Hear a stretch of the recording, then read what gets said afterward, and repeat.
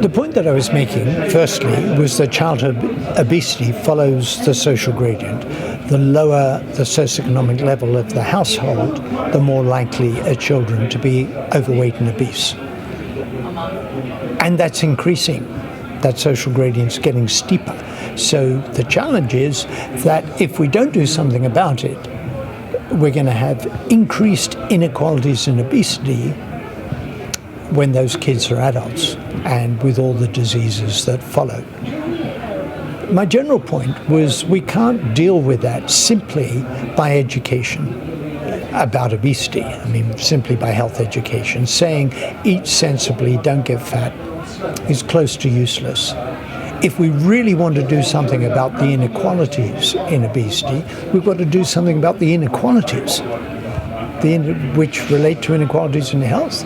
And I talk about the conditions in which people are born, grow, live, work and age, and the inequities in power, money and resources that give rise to those inequalities in daily life. We've got to address those inequalities if we want to address inequalities in obesity.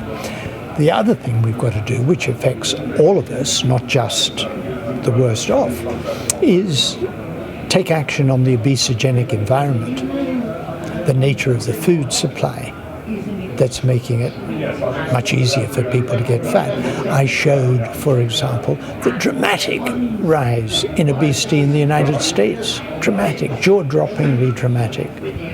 That isn't because people are becoming irresponsible.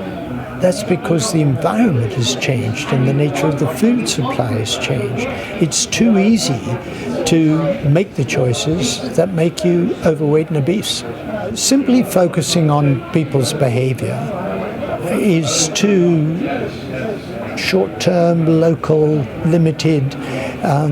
Yes, in the end, people eat and they exercise, so behavior is key, because people put things in their mouth and they decide how much exercise to do, and that balance of what you put in your mouth and how much exercise you do is what determines obesity. So that's key. But we've got to deal with the drivers of those behavior changes, which is the nature of the food supply. I mean, if you're drinking sugar-sweetened beverages and you somehow don't realize that that's making you fat because it's, as it were, hidden calories, that's got to be dealt with. And a sugar tax might well be one way to deal with that.